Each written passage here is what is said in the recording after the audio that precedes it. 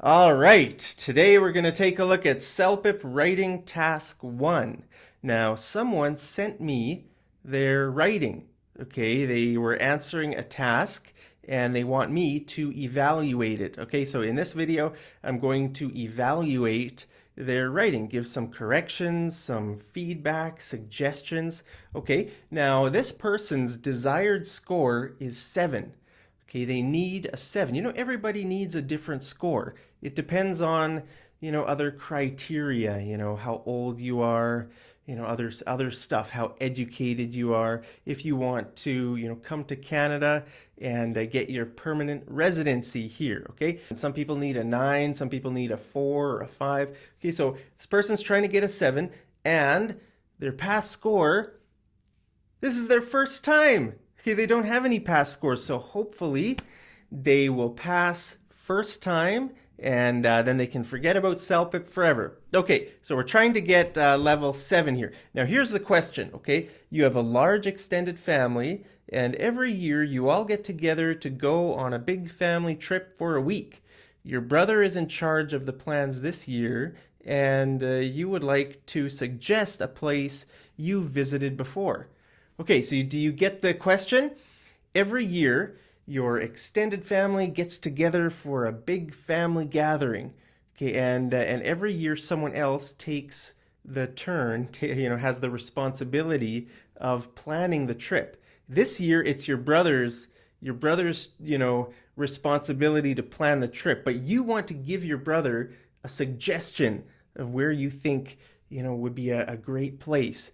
And it's because it's a place you've been before. That's why you want to give your brother the suggestion. Okay, so let's take a look at the instructions. Write an email to your brother in about 150 to 200 words. Your email should do the following things. Name the destination you have in mind. Briefly describe your previous experience in this place. Talk about some of this place's features.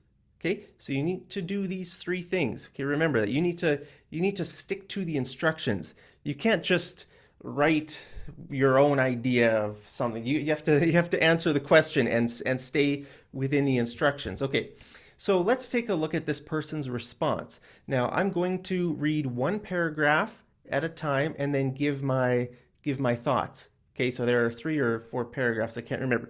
Okay, so this is the first paragraph. Hi, Jack. As you have a big responsibility this year to arrange a family trip, I would like to recommend to you my friend's farmhouse near the Niagara Fall. This place is situated between the woods and has a beautiful view of Niagara Lake.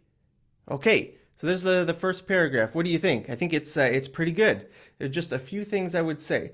Okay, I think the opening is pretty good. I'd like to recommend my friend's farmhouse near the Niagara. Okay, so the Niagara Fall. Okay, this is wrong. It should be Falls.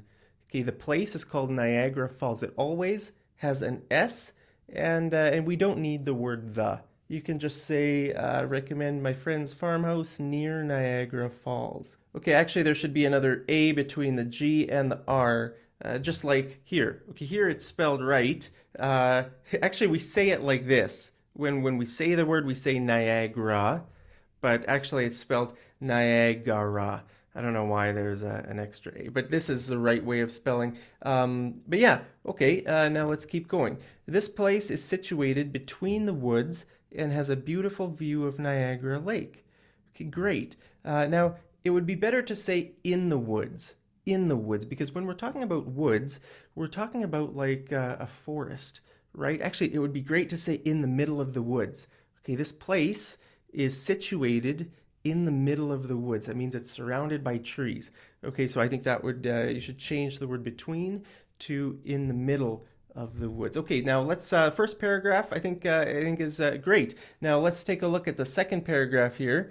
Once I got the opportunity to visit that house when my friend celebrated his parents' 50th marriage anniversary in their old family house. Okay, now I think it would be better to actually say like 2 years ago or last year or 5 years ago. If you say the word once, you know, very often we use that word for like fairy tales. We say once upon a time, there was a little girl living in the forest. Right, that's that's a fairy tale, once upon a time. Right, so I think it would be better here to say like a real time, like 2 years ago or last year. Okay, so last year I got the opportunity to visit that house when my friend celebrated his parents' 50th wedding anniversary. Okay, we don't say marriage anniversary, we say wedding anniversary. Okay, now with parents, see that apostrophe? See that little apostrophe before the S? Actually, that should be after the S because you have two parents. If it's before the S, that means one parent. Okay. Now, you're probably celebrating both your parents' anniversary, right? I mean, if it's just one parent, technically that could be right.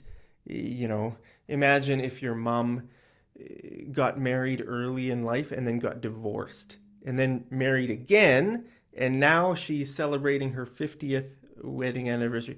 But in that case, it would be much more natural just to say, my friends celebrated his mom's 50th wedding anniversary. You wouldn't say his parents, one parent. Okay, so obviously it means two. So the little apostrophe should come after the S. Okay, so wedding anniversary in their old family house. We had a wonderful time there. We had so many activities to do, like kayaking, tracking. Okay, I think the person means trekking. Trekking. I don't know what tracking is. Trekking, it means like hiking. Okay, and trekking is spelled Trekking.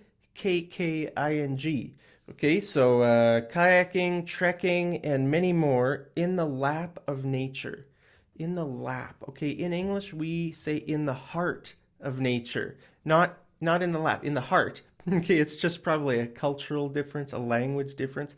I'm sure in some languages you say in the lap of nature, but in English we say in the heart of nature. If you're, outside kayaking on a lake or you're hiking or trekking, right, then you can say you're in the heart of nature. So that's great. It should just be the word heart. Okay, let's take a look at the next paragraph. Now, as this big house is situated between the forest and has lake flowing by its side, we can enjoy all the experiences. Okay, now the sentence should end here. See, the next sentence starts, moreover, that's the beginning of a new sentence. So this should be a period instead of a comma. Do you know what a period is? A period. Some in British English they call it a full stop. Okay, so in North America we call a full stop a period. Okay, so we should have a period here. Okay, so as this big house is situated between the forest and has lake, it should be has a lake flowing. Actually, I would change this whole sentence and I would say since this house, you've already said the house is big, so you don't need to say it again. Actually, it would be better to use a different word here. If you say the word house over and over again, there's other words. For example, you could say property. Okay, so it would be good to say, since this property is situated between the forest and a lake, we can enjoy all those experiences. Right, all those. Remember, he talked about the kayaking, the trekking. Right, so you can say since the property is situated between the forest and a lake, we can enjoy all those experiences. I think that would be better to say that. Okay, so the next sentence. Moreover, this house has 10 big luxury rooms. Now, instead of saying house again, you could say mansion. Right? I mean, this is not a normal house. If it has 10 big luxury rooms, you could use the word mansion. Okay, moreover, this mansion has 10 big luxury rooms with attached bathrooms, a big dining, there should be the word room, a big dining room, and lobby area. This would be enough for a family as we just need. Okay, so the sentence needs to end here. Okay, a big dining room and lobby area, period. Actually, you could change this to the word which. Okay, instead of saying this, you could say which. So let me read the sentence again. Okay, moreover, this house has 10 big luxury rooms with attached bathrooms, a big dining room, and lobby area, which would be enough for our family as we just need 8 rooms. Okay, that would be the best way to say it, just to change the word this to which. Okay, now let's look at the last sentence, or the last paragraph here, okay? Most importantly, my friend permitted to use it for our family holiday. He was more than happy to offer us that place. Okay, so what do you see with this sentence? What's wrong with this sentence? It's called a run-on sentence. It means it's like trying to put 2 sentences together in one sentence. Like, look at this, okay? Most importantly, my friend permitted to use it for our family holiday. Period. There should be a period. That's the end of the sentence. Then this should be a new sentence. Or you could use the word and, comma, and. You could say, and he was more than happy to offer us that place. But actually, this is sort of saying the same thing twice, right? Look, here it says, my friend permitted to use it. And in here it says he's more than happy to offer us that place. So I would change this sentence to say this. Most importantly, my friend was happy to let us use it for our family holiday. Okay, I think that's the best way to say it. Most importantly, my friend was happy to let us use it for our family holiday. Okay, that's a bit of a better sentence. Okay, and then the last sentence, if you need any help, please feel free to contact me at any time. With regards, Sam. Okay, so that's it. That's the end of the writing. What do you think? What do you think? Did it get a 7? Now let's take a look at the word count. The word count is 182. And that's great because it's supposed to be between 150 and 200. So this is just a perfect, I think it's a perfect length. So I think it's a great job. Whoever sent it to me, you did a great job. Now let's take a look at the instructions, okay? Write an email to your brother. Okay, to your brother. You think that's important? Yeah, it is important, right? Now, if you think about the email, did that sound like an email to your brother? Or did that sound like an email to your boss? To me, actually, it sounded way too formal. You know, in English, brothers don't talk to each other like that. Like, take a look at this. Please feel free to contact me at any time. With regards, Sam. Okay, so that's actually way too formal. You know, that's like you're writing a business email. You know, this is just between family or friends. You shouldn't leave it like this. It would be better. I'll tell you how you should say. You should say, I look forward to seeing you on the weekend, or I look forward to seeing you next weekend. Drop me a line when you get a chance. Okay? Drop me a line means send me a message when you're free. Drop me a line when you get a chance. That would be much more, much more casual, and that's the way brothers would talk to each other. Because that's maybe a good thing you should use. If it's a casual email that you're writing, use that phrase. Drop me a line when you get a chance. And then you can just put your name. You don't need to say with regards. You need to drop me a line when you get a chance, Sam. Okay. Now let's take a look at these things. Name the destination you have in mind. Yes, right? The farmhouse or the mansion in the middle of the woods by the lake near Niagara Falls. Briefly describe your previous experience in this place. Yes, right? His friend's parents' 50th wedding anniversary, right? They did kayaking and trekking. So that's good. Did that. Now talk about some of this place's features. Right, he talked about the bedrooms, the big bedrooms with attached bathrooms, a nice place for kayaking and trekking. So I think that's great. Okay, instructions were good. It just, I would say, write to your brother. If you're writing to your brother, write it like a personal email. If you're writing it to like your boss, then use formal English. Then you could say with regards, Sam. That would be great for like formal, like a business email. Okay. So do you think it could get a 7? If you have experience in CELPIP, let me know down in the comments. What do you think? Do you think this would warrant a 7? Or do you think it's more than a 7 or less than a 7?